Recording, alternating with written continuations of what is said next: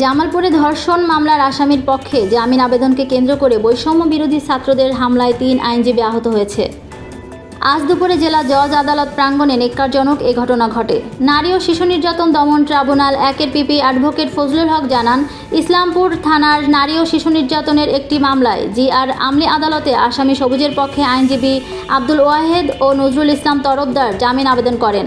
আদালত জামিন আবেদন নামঞ্জুর করে। ধর্ষণ মামলার আসামি সবুজের পক্ষে জামিন আবেদন করায় আদালতের বাইরে অবস্থানরত বৈষম্য বিরোধী ছাত্ররা এর প্রতিবাদ জানায়।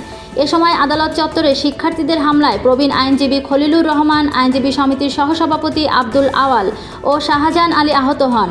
এ সময় কয়েকজন শিক্ষার্থীকে মারধর করেন বিক্ষুব্ধ জনতা।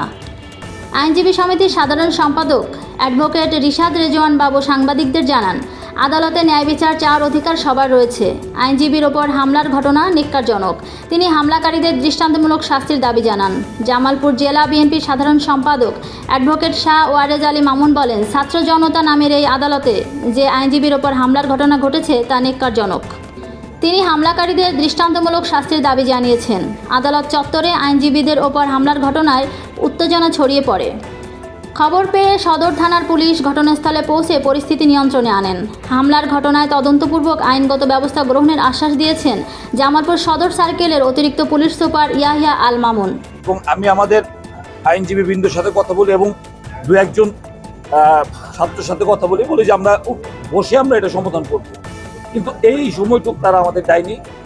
আমরা যখন তাদের জন্য অপেক্ষা করি আজকে অডিটোরিয়ামে আমাদের নেতা আসবেন এর জন্য এবং তারা উপরে আসবেন এই জন্য, ইতিমধ্যেই ওনারা আমাদের এক্সিকিউটিভ কমিটির যিনি সহসভাপতি আছে ওনাকে সিনিয়র সহসভাপতি ওনাকে শারীরিকভাবে লাঞ্ছিত করে। তো এরপরে আসলে একটি খুবই অপ্রীতিকর ঘটনা ঘটে। আমরা আসলে কোনোভাবেই এটা আমাদের জন্য কাম্য না।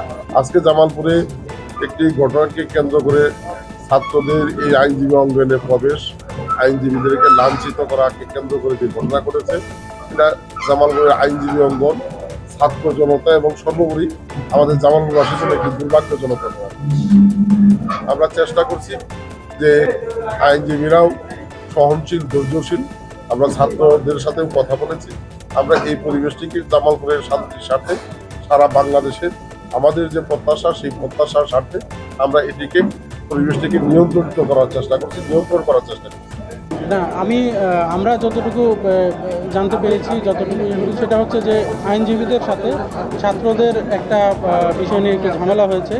ঝামেলার বিস্তৃত কতটুকু সেটা আমরা আরও পর্যালোচনা করে বলা যাবে। তবে একটা ঝামেলা হয়েছে, এটা প্রেক্ষিতে আজকে বাকি ব্যবস্থাগুলো